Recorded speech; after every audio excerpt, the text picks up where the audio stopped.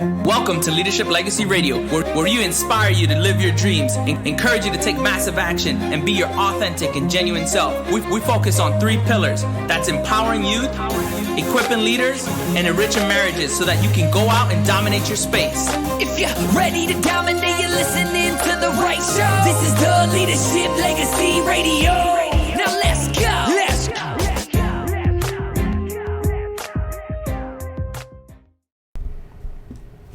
Hey, what's going on?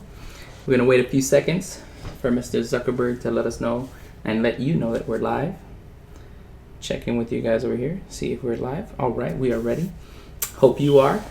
Relief is coming. Today we're talking about leadership. Tension. And letting you know that relief is on the way. Relief is on the way. You know, I learned an important lesson today, and I was going to actually go live as soon as I learned the lesson, but I was like, you know what? I'm going to probably share it. Yeah, probably share it at a later time. But it's important that you, as you go through things, that the first thing that you think about, the first thing that you do, your first response to the situation is, what did I learn? Yes. What did I learn? Win, lose, draw, setback, accomplishment. What did I learn? Because what did somebody else learn? Not what did somebody else learn. What did I learn? Hey, Uncle. And most of the time, what will happen is we look at, just like what you said, what did they learn? What did what happened? And today was a good reminder that in the midst of different situations, different circumstances, we can blame everybody else. We can get upset with the results, but really, what did you learn? And I think the biggest takeaway was consistency is king. You got to be consistent. Absolutely. You have to apply true principles to make sure you get the results that you desire.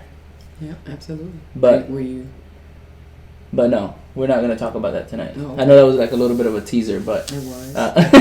You're like, well, I want to know. Yeah. I want to know what you're sharing. Because I was going to give you that opportunity to finish before I said what I was going to say. But since you're go done, ahead. Yeah, you can. Yeah. Okay. So since you're done, it kind of reminds me of what we talked about yesterday, because we were talking about tension in a relationship and how sometimes somebody does something one time and then they think that they're supposed to get the reaction or the response or results that they want to get just based on doing something one time. So absolutely. Consistency is king. It kind of what you said spoke to that. So I wanted absolutely. And I appreciate that reminder, because oftentimes we think and even when you're consistent, if you're not consistent at doing the right things, that's even more important, right? Wow. So being consistent, but being consistent at doing the right things.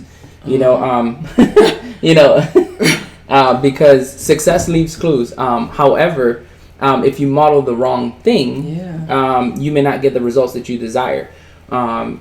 So let's talk about leadership. Let's talk about that. One of the things that we've been talking about this week is tension. The importance of understanding how tension can affect your situation. How it can affect relationships at work, how it can affect the atmosphere. So thinking about that, one of the things that you want to do as a leader is establishing excellent, concrete, clear job parameters, right? Making sure people understand what they do well and how to do it. Because oftentimes we may give people a task, but we may not take the opportunity to know what it is that they're good at or what their strengths are. And that's where people tend to get frustrated. Just like in business, most people get stuck in the how instead of identifying the appropriate who. And so if you think about that, most people get stuck with thinking, I need to build a website. But that may not be their strength. They don't know graphics, they don't know code, they don't know copy, they don't know any of the things to build a website. But they will go and they will spend a year building a website. So my question to you is, if you're doing something and that is not your strength, what is it worth to you? So, for example, if I spent a year trying to build, design, and create a website, how much time did I waste? How much value do you put on your time? And how much faster could you have gotten that website built had you paid somebody that is an expert?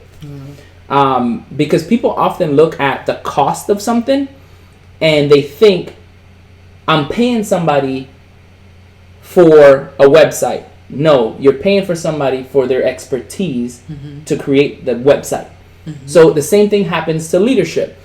If you want to have fast success, if you want to have quicker results, quicker progress, hey Chief, the first thing that you need to do is put people in successful positions. In the right position. In the right positions. If you struggle to put people in the right situations, then you will slow down the progress of the organization. Absolutely. And that's something that I guess as a leader, it's important to be able to identify and to be able to do for people, because people that are under you, they may not know that, especially when you're dealing with people that are, new to the workplace, to the work environment, Absolutely. that are brand new. They may need that help with identifying what their strengths are.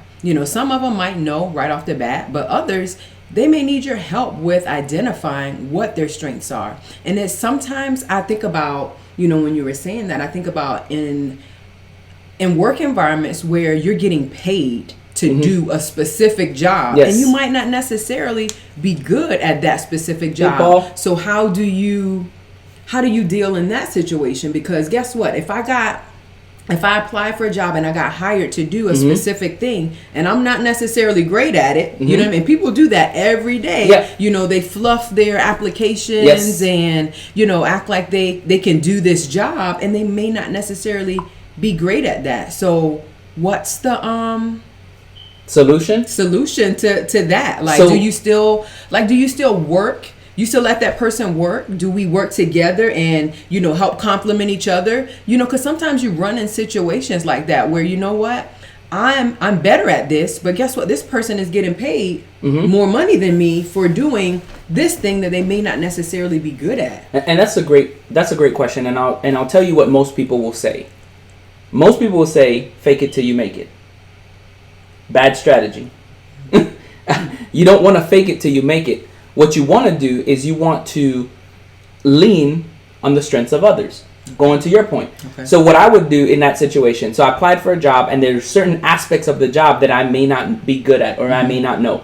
I am good at this job, but there's certain aspects. Every place that you go, there's going to have unique opportunities and unique situations where you're going to, as a leader, be faced or challenged with. Okay. So one of your things as a leader is it's important and essential for your development to empower the people around you to highlight your strengths and complement your weaknesses. Absolutely. And you do that by saying, hey, in the past I've done this like this. How is it that this has been done in this organization? Can you show me what has been, a model that they like here, a strategy that has been used here in an organization? And then you're able to see somebody model it. And then you can either keep that same type of strategy, or you can make it better by using that strategy, adding to it, and making it better. And then, just getting a basic knowledge of it and then learning from it. Yes. You know what I mean? Like, it's absolutely okay. Basic understanding. Yeah, get a basic understanding of it and then learn. Learn and grow in that area, get knowledge in that area, and that will definitely help build your confidence in that skill or in that area. So if you're doing something that you may not necessarily be great at, but it's a requirement for your job, go out and go get a book. Go look at some videos. Yes. Go, get some kind of teaching. That's the quickest way to do it. Yeah, go get some kind of teaching that's going to help you to get knowledge about that topic. And then that's going to help build your confidence, and you're going to be more successful at doing it. And before you know it, you'll be an expert and you'll be able to teach other people. Yeah, and I think one of the things that we tend to forget is, like, anybody that goes into a new position, anybody that goes into a new job, that is usually the highest source of tension. Yeah, stress. The first time you're on the job, If you're new to the job, there's the stress of learning where everything is, how the organization does or carries business a certain manner, what your role is in the organization, how you need to fit in. One of the traps that I see a lot of people fall into is, like, say for example, I'm new to an organization, and my job is leadership. I'm in charge of the organization, or I'm in charge of a certain part of the organization. One of the ethical traps, and unfortunately a lot of people fall into this, is they revert back to what they were good at. So I say I'm skilled at writing, I'm skilled at doing certain things, and somebody is in charge of that component in the work center. I come in and I go, this is how you should do this. And try to take over that. And try to take over or tell them how to do their job. Right. That is the quickest way to lose credibility with people. And then it causes tension in your work environment. Exactly what we're talking about. So that is... Hey, Jessica. Awesome, awesome. The plane has landed. She made it. And so one of the things that's super, frustrating, not only for a leader, but for the organization, is to have that type of leader come in. One of the leaders that I remember making a big impact in my career, what they did is they always asked, how can I serve you? Yeah. How can I help you? Teach me what you do. Yeah. Help me understand what you do. I appreciate what you do. Yes. Never did they overstep. It was always about adding value. It was always about appreciation, and it was always about trying to get better. But how often do you see people come into an organization, and just like you said, they're good at something, and they try to go into that area and step on other people's toes, like brand new, and they say, okay, so how are you operating this? Yes. How are you doing this? Why aren't you doing this? Yeah. You know what I mean? And just it takes rubbing a humble people, leader, rubbing people the wrong way when you just walked in. Even as a leader, even if you have that authority to do that, that is not the best approach. It's going to cause problems in your organization. It's going to cause problems with your followers. Even though they're followers, you can't get a job done without people. You can't do it alone. A leader cannot do it alone. A leader can't even make every decision by themselves. They need people that they trust to put in management and supervisory positions to make decisions. So they can't do it all by themselves. So don't go into an organization and try to just cause tension by overstepping boundaries, telling people what they should and shouldn't do, and questioning everything. Maybe take a more softer approach. And a more humble. I like the word you said, a more humble approach. And I think the best way to do this, right? And there was a good example of this. So, I remember, there was this one leader. He came into the organization and he had asked, show me how you do this. I'm very interested in how this is done. And as the employee showed him what was being done, what this leader did in particular is he didn't want anybody to know that he was the leader. He just came in and he was very inquisitive. He wanted to learn. He wanted to ask. And he said, "Hey, have you it seems like you got a really good handle of this." Right. So he complimented, added value. Yep. He said, "Have you considered looking at it from this perspective?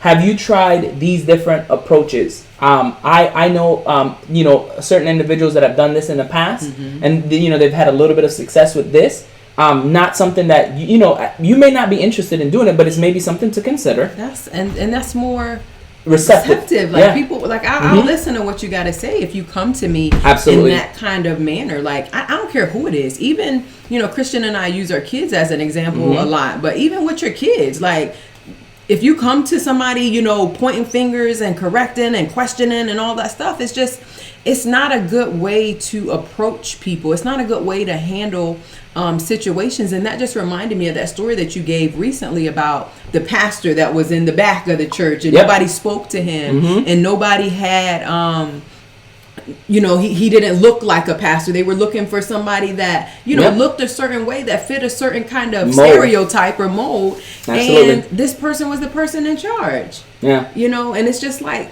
we got to treat everybody the same way, and we got to treat everybody with respect. And that's what that pastor did. I came in humble. Mm-hmm. Yeah. And, and I think one of the things that can help during that moment of tension, especially if you're new to a job or there's a new leader there, is although you may be teachable and have a great attitude, that alone may not be helpful, but that is the first step to alleviate tension. Is not only is it the first step, it's the fastest way to relieve tension in an organization. And just break that, you're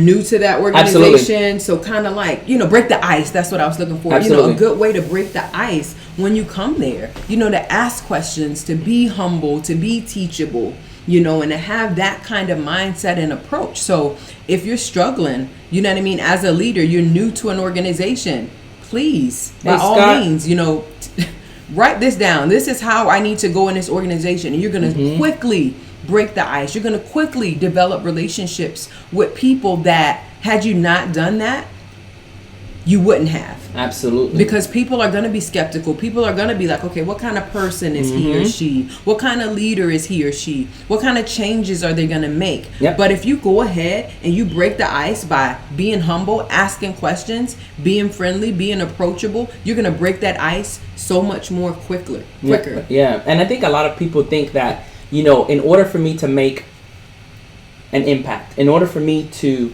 make a difference, I need to implement change. I need to do things my way. Well, what you cause is you need to put your foot down. You cause everybody to shift. And if you do that too hard, it's almost like you run in and you step on a rock and you twist your ankle. Ooh, that's good. It's hard. You can't make a knee-jerk reaction. Right. You can't make this hard shift by telling everybody, let's change. The best approach is to come in, observe what's working, and then add to it by making things better, right? And so one of the things that I think about in this same thing is like going on to a new team in sports. Our son recently went through this. About a year ago, he was not last year, the year before last, new to the basketball team. His heart's desire was to play varsity, and it's this unwritten rule that you can't play varsity as a 9th grader. And one of the things that happened is everybody basically told him that was not something that he could achieve. They try to put limits on what he could achieve. And unfortunately, we do that in leadership. New people come into the organization, especially in middle management. Yes. And we're like, we don't do things like that. You can't do that. You can't do that. That's not how we do that here. And I'm reminded of what the conversation was that I had with him. If you want to make a difference, help the team win.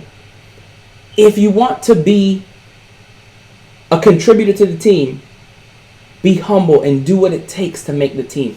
Because oftentimes we think, I want to be at the top. But if you go straight to the top and you didn't learn what it takes to survive in the middle, you will fail when there's challenges in the middle, because you won't know what to do in the middle. Oh, absolutely. And that reminds me too of what we talked about recently when we deal with difficulties, when we deal with challenges. We're asking to have something big, something grand, but when we can't handle these small little things right here at the job and the position I'm in, how can we expect to be a leader? How can we expect to be in charge, to be a business owner, if we can't handle the little things in somebody else's business? For, if you can't be trusted with little, you can't be trusted with much. Yep, absolutely. And that leads to kind of like, appreciating where you're at. Yes. Can you live without that credit, without getting appreciated or feeling value? You have to ask yourself that question, right? Yeah. It's tough, man. So one of the things that I realized is that a lot of people will tell you it's lonely at the top.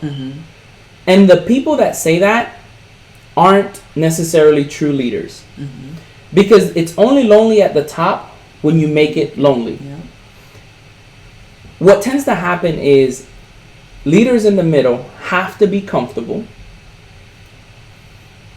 have to be okay with not getting the credit. Exactly.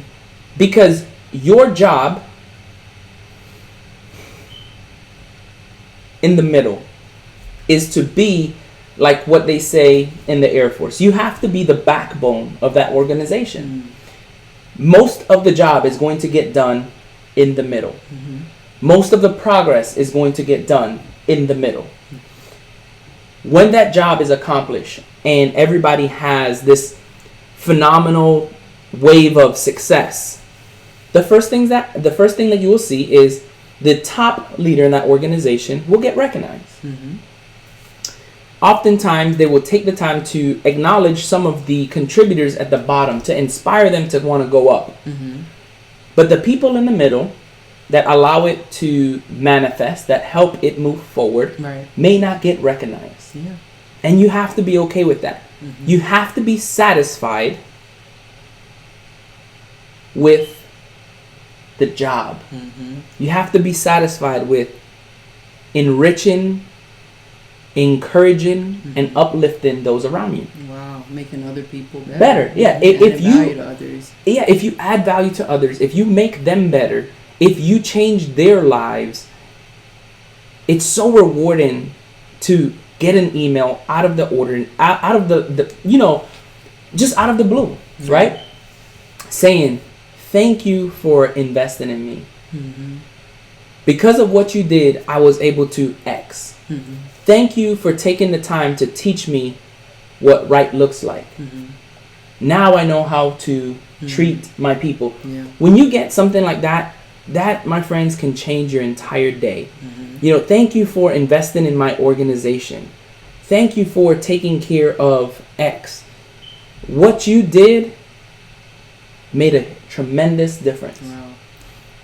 Yeah. And that, in my humble opinion, is really the foundation and the definition of true leadership. Some people may look at, I'm a good leader because I know how to put my foot down. I know how to bark orders, and I know how to, tell people what to do, and, all those things. But that's not true leadership. Anybody can do that. Anybody can do that, but it takes a great leader to be able to connect with people. It takes a great leader to be able to humble themselves in a leadership position, to be able to humble yourselves.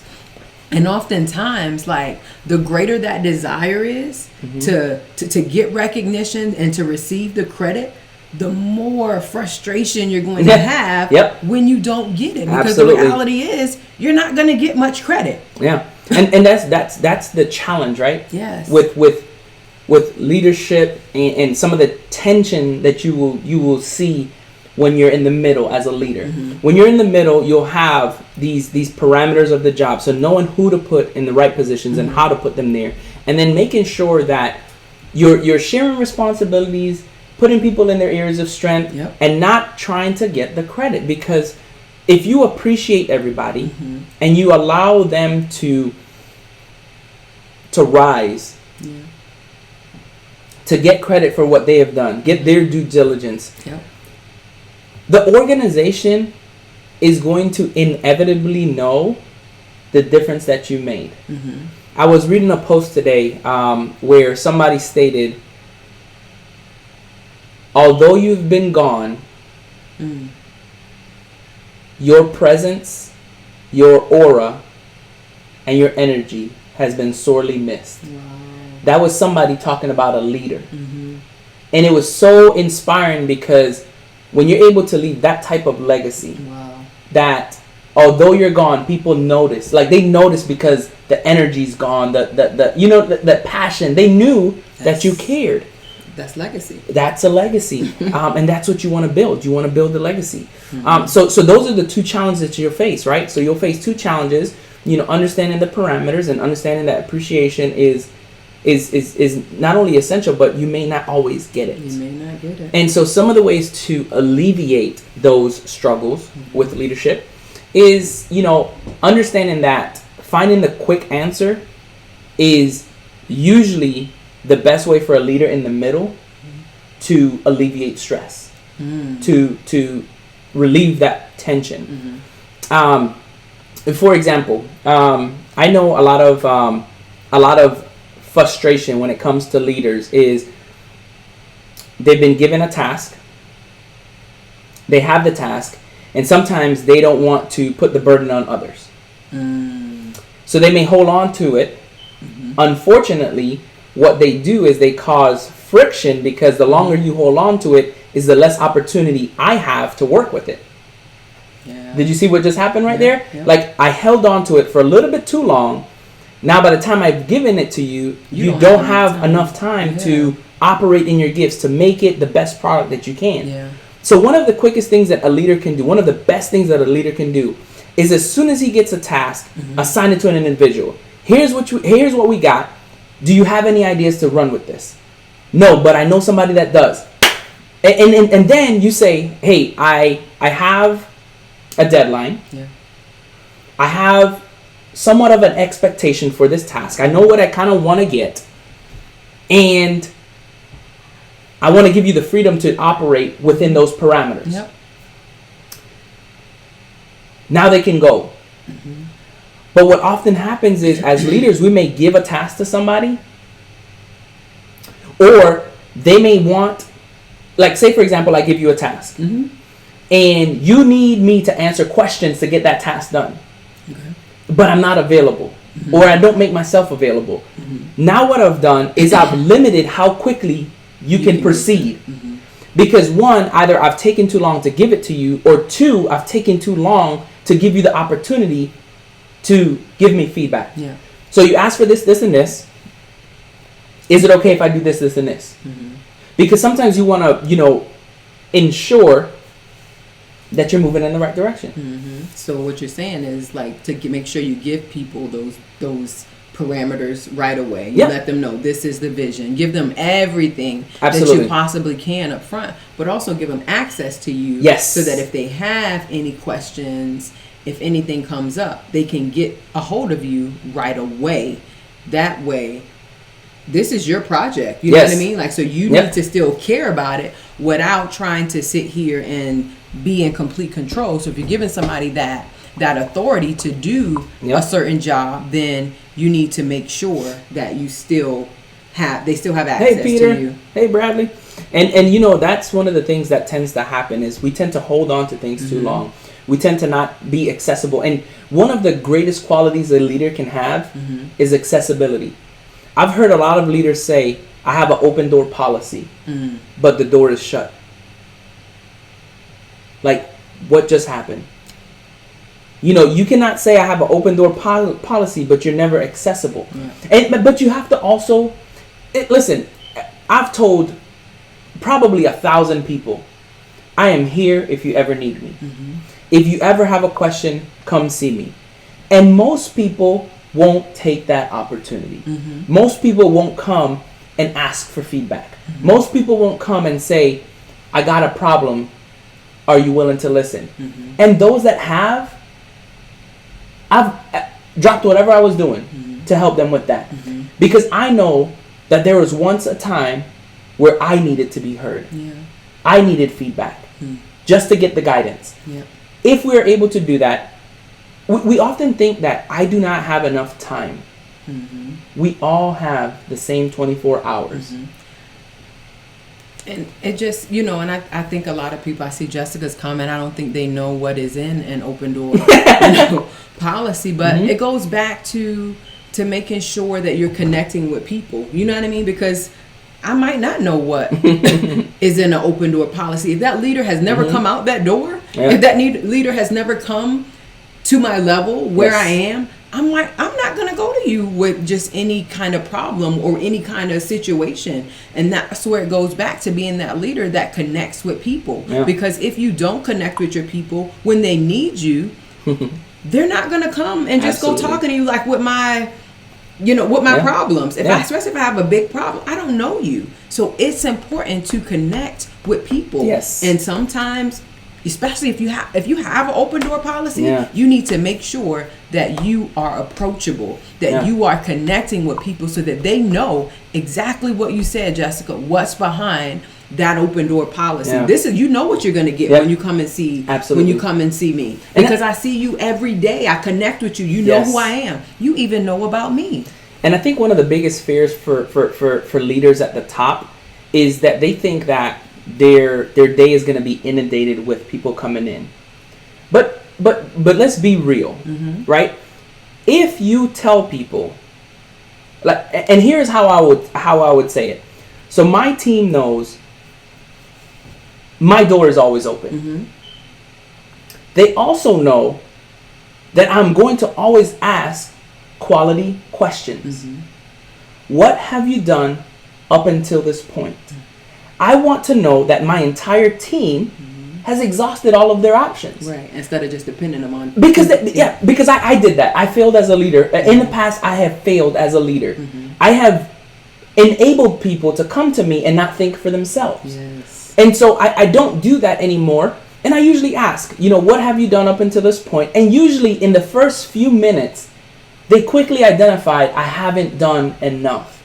Or here's what I can do. Man, and now, you know what just happened? They figured it out for themselves. Not only did they figure it out for themselves, they have identified that this leader took the time to listen. Yeah. And unfortunately, they also think that you gave them the answers and all you did was listen. Like you listen, you allowed them to speak. You said, what have you done up until this point? Oh, but I haven't thought about this. Okay, man, that was excellent. Thank you. And then they leave and I'm like, what just happened?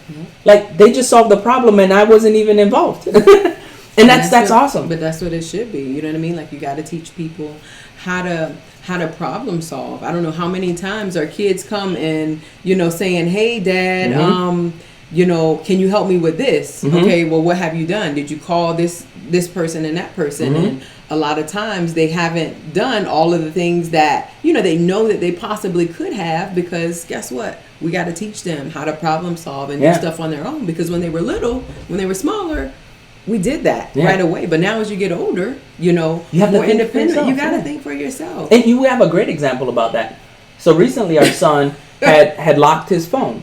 And the first thing he said is, I need help. Hey, Mark. And one of the things that I laughed about was, the first question I asked was, what have you done? Yeah. So his response to me was, I called Verizon. And so I didn't want to laugh. So I said, okay, that's not the right thing to do. Okay, so what else have you done? So I asked the question, what else have you done? Well, they couldn't help me. So, can you figure it out? And I was like, no. I said, what did they tell you to do? Oh, well, they told me to try this. Have you tried it? No. So then I said, if you think about it, if you go to the wrong source, you're going to have the wrong answer. And so what I said was, have you called Apple? He was like, I did call Apple. I said, you called Apple? Yeah, I called Verizon. That's not Apple. He said, I even went to the store. I said, no, you went to the store that you bought an Apple product. You didn't go to Apple. Right. So he called Apple, and in a matter of minutes, they were able to fix his phone. And he was in turn also able to learn how to fix his sister's iPad. Yeah. So he learned a whole new. So he learned a new skill set and was able to help somebody else. Absolutely. Yeah. And so one of the things that you want to learn as you do these things, and I'm gonna look at the comment real quick. So check out some comments.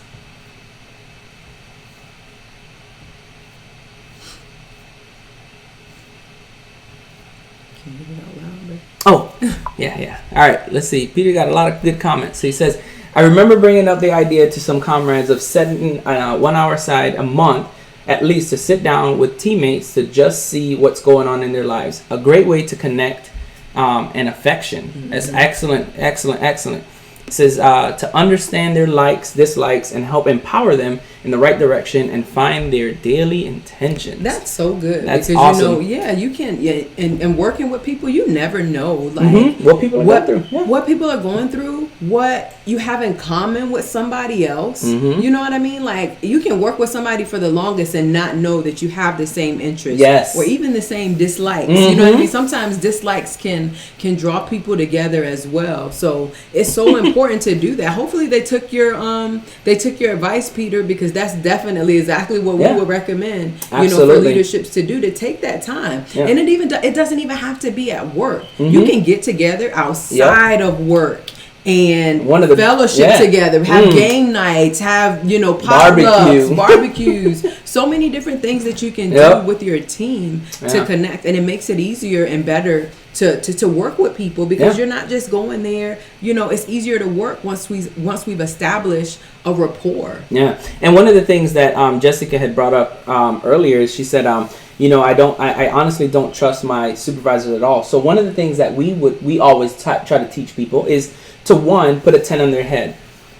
But another thing is understanding that we are not to ever violate the trust of a leader. And one of the ways to mitigate that is to understand that trust is earned slowly, but lost very quickly. Very quickly. You have to be very careful when you approach people, because one of the things that you can run into, one of the struggles that you may face, is that as a leader, if I come to a leader that's above me and I bring an idea, the first thing that comes into that leader's mind, the top leader, is this serving you? Right. If it is, then you have to be careful, because we don't have to be self-serving leader. We have to be selfless leaders. And a lot of times, if an idea benefits me instead of we, then people may think that your motives and your intentions aren't pure. So understanding that, like, making sure that, one, you put a 10 on that leader's head. Oftentimes, I've seen leaders that have been stressed, have been maybe even like not taking the time to connect with their teams, and I've not taken it personal,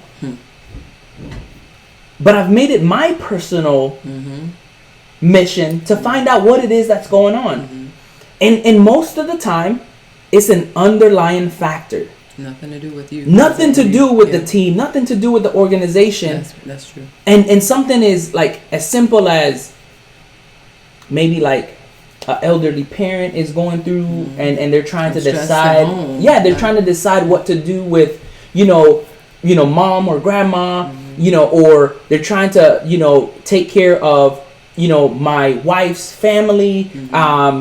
Maybe there was just a suicide in the family, or an attempted suicide, so many different things. All of these things can be happening, and we tend to forget that leaders are still human beings. Are humans, and they go through things, which is why one of the biggest things that I teach is that you have to be sincere, and you have to not only ask the people that you supervise and that you serve how they are doing, but you need to ask the people above you how they're doing. And you need to connect with them genuinely. Make sure that you don't do it just when you need something or just to show your face. So do it on a genuine level. Hey, sir, ma'am, I wanted to see how you were doing today. I know it's been a while since I checked on you, but it's my personality to make sure that everybody around me is doing well, even if it's my leader. And I know it's maybe not traditional, but I want you to know that I do care. If you had a good weekend, what did you do this weekend? And oftentimes they'll be like, oh, it was okay. And most leaders don't want to share because they think that if they make themselves vulnerable to you, that they will be seen as vulnerable. And that's not true. Yeah. Everybody needs to know that they can connect with you. Yeah. The quickest way to connect with people is to share your fears, share the things that you struggle with. Because then people see that, this is an individual. This is a person that I can trust because they're not a know-it-all. They're not perfect, just like me. One of the biggest struggles that we've had is fitness. We love working out. We work out every day, and we're consistent. But that's not our biggest, like, accomplishment. So at times we think about, like, man, I'm struggling here. And if I was to say, like, I got it all together, I would be lying. I struggle with dieting. I struggle with, maybe knowing the right, like, kind of like components to put together. Maybe the run, maybe the whatever. And that's what you need to do. Connect with people on that personal level and not violate their trust. Yeah. Make sure that they understand that, like, if you're trying to do something, that you're not going to do it at the expense of the leader. Absolutely. And that's such a good principle to have overall, about life, because I think about people that, don't treat us well. Jessica, talked about not trusting her supervisors at all. You think about people that don't do right, that may not treat you well. Mm-hmm. Think about somebody that may cut you off on the street. You know what I mean? Like, put a 10 on their head. You know what? Maybe they are on their way to the emergency room because, their child is in a, you know what I mean? Like, even though you pull up and you see them, at Walmart or the gas station, you know what I mean? Like, give people the benefit of the doubt. Because I know, like, if I was going through something, like, that's what is going to be on my mind. I'm not going to necessarily be concerned about, speaking to everybody as soon as I walk into, the office. Absolutely. I'm not, like, that's not going to be on my mind if I got a sick kid at home, or if I have an elderly, parent that's not doing well, or I have a tough decision to make, or I got, some kind of bad news or something just traumatic is going on or stressful is going on in my life. I'm not thinking about connecting with that person. And guess what? Sometimes we take it personal and we think it has something to do with us. People you meet in the store, you walk into in the store and I'm like, man, you're just rude and stuff like that. And then, but you see people, and sometimes, like, if you take a minute to look at them genuinely, like, they may be deep in thought. They may be thinking about something else that has nothing to do with you.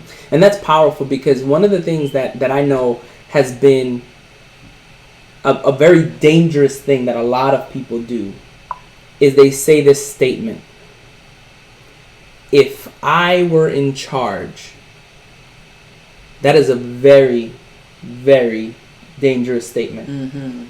Because people don't often realize that when it sounds corny, but with great rank, power. With great power, with great power, with great rank, with great authority, comes great responsibility. Because sometimes you think a decision was made in spite of you, but it was made for you. And so understanding that, like, one of the most dangerous things that you can say is, if I were in charge. Because I remember one time I made that statement, like, man, when I become the boss, this is how things are going to happen. And you know what happened? The following week, I became the boss. And I realized how many things that needed to be taken care of. And it's important that you do those things. But one of the most important things that you can do is going back to to what we talked about earlier, is when you have an open door policy, making sure it's an open door. Because there are things that are important, and then there are things that are really important. And sometimes you have to choose. You have to balance. You have to make those tough decisions that people don't necessarily see. All of the ins and outs. It's kind of like a parent. When I become a parent, I'm not going to do this. I'm not going to let my kids. I'm going to let my kids do this. I'm going to let my kids eat dessert every night. I'm going to let my kids do X, Y, and Z. And you don't realize all of the responsibilities that come with it. And I know, we felt that way and have done certain things at one point or another where you feel like, okay, if I was in this position, this is what I would have, this is what I'm going to do, or this is what I would have done. But it's so important to, if you have bad leadership, it's okay to make a list of things that you're going to do when you become a leader. Keep that list, but keep it to yourself. Never go to somebody and tell them, okay, if I were in charge, I would do this, or why did you make that decision? That goes back to that question. If you're going to keep a list from when you become a leader or you get into that position, keep it to yourself. You know what I mean? This is for me. This is for me. This is how I'm going to do things. But definitely take into consideration learn about all the ins and outs of doing that and why it's important. Don't just do it because I feel like I want something and this is what I want, and because that person didn't give it to me, I'm gonna make sure that I give everybody this, because that is very dangerous. Yes. You know what I mean? Yeah, and you know, one of the things that I think about is like, I often teach that you should make a not to do list, right? Which is what you just referenced, right? Like a not to do list. And when it comes to a leader, it's equally important that they make these are the things that I will never do when I'm the top leader, and these are the things that I would like to see how they work. Yeah. Because not every idea that you have will work. So making that to-do list of the things that you will never do as a leader. You know, I will never badmouth my people. I will never belittle my people. I will never, you know, not support my people. You know, I'm often reminded when I worked on the flight line. I mean, it was so, you know, frustrating for me, because I remember being tasked to do that job, and they were like, "Hey, we know you're the only person that can get it done in less than an hour." And my thoughts were, "I'm glad you have that confidence in me, but if I miss this appointment, I don't want to get in trouble." Oh yeah. And what ended up happening is not only did I get in trouble for that, I ended up not having the support of my leadership that told me to stay back. And that was one of the most distasteful times in my career, because I felt like, one, I was lied to, two, I was not supported, and then three, I was wrong without being wrong. And so it was a really hard time, but it was a good lesson for me. That was something that I've learned, that if my teammates ever miss something, if my teammates ever do something like that, that I need to have their back. No matter what, I need to have their support. I need to know, they need to know that if something goes wrong, it doesn't matter if the world is against them, that I am here. Be there to support you, right or wrong. We talked about that. Was it yesterday or when we talked about tension the other day? Absolutely. You know what I mean? Giving people those parameters, and then once you do, hey, I'm going to support you whether or not whether you're right or you're wrong. And if you're wrong, then hopefully you'll learn. You know what I mean? Through that, you'll learn from that situation, and don't make that situation. Don't make that same decision again. But the last thing that, you know, we want to kind of touch on, and it sounds kind of, you know, cliche, but find hobbies, find things that you enjoy outside of work. So if you have a lot of tension at work, find things that you enjoy outside of work to help really clear the air, clear your mind about the things that are going on at work, because it's easy to take home those tensions and those things that are going on at work, and to bring them home and say, "Hey Chris, let me tell you about this." I'm like, I left that environment and now I'm bringing that same environment home. Like, and you may think, okay, this is a stress reliever, me talking to you, you know what I mean? And it's not a bad thing. Definitely talk to somebody, but somebody that's going to be a good sounding board to help you work through that situations, because sometimes we can get together and be like, "Oh no, they didn't. That was horrible." You know what I mean? And then you can go off and just take it to a whole nother level. It was already bad at work, but you ain't have nobody like agreeing with you, and you have somebody agreeing with you, and it's just like 10 times worse. It's worse than the actual environment that you're in at work. So think about, you know, the things that you enjoy: working out, running, you know, any kind of like hobbies. If you like arts and crafts, or, you know, scrapbooking, things like that, kickboxing, fishing, golfing, different things like that. You know, find things that you enjoy to help relieve that stress and help get your mind off of work. Do not make work your life. Remember to work harder on yourself than you do on your job. Boom. Drop the mic. And that is, I feel like that's a good ending point right there. Yeah, and you know, so you know, again, we talked about a few tension, you know, things that will cause tension as a leader, right? So we talked about the job parameters, making sure you have those, making sure you understand how those work and how to apply those into your life and how to use people effectively. We talked about appreciation. It's critical that you appreciate, you know, what you're doing and not getting the credit. You're like, don't look for credit, because that can be frustrating. Then we talked about a few things to make sure that, you know, everything that you do can be relieved from a leader standpoint when you get quick answers and give quick answers, when you not violate the trust and the position of leadership, and then lastly, when you find a way to relieve stress. One of the things that I realized that is important for me to do as a leader is just like Sharita said, like I can't, unload myself on her or on my team, because that doesn't build a good environment, whether it's at home or on the job. But a good way to do that is, guess what? Hey, I'm leaving my stuff at work and I'm running home. It's about 2.5 miles, but I'm running home. Forget about it. And by the time I get home, man, I'm thinking about my feet. I'm thinking about everything else but that problem. Thinking about dinner. How hungry I am. Yeah. But you had that time to kind of like unwind, let it go, decompress, and let it go. Absolutely. Yeah. So find something that you can use as a great way to stay inspired, decompress, and make sure that you do that.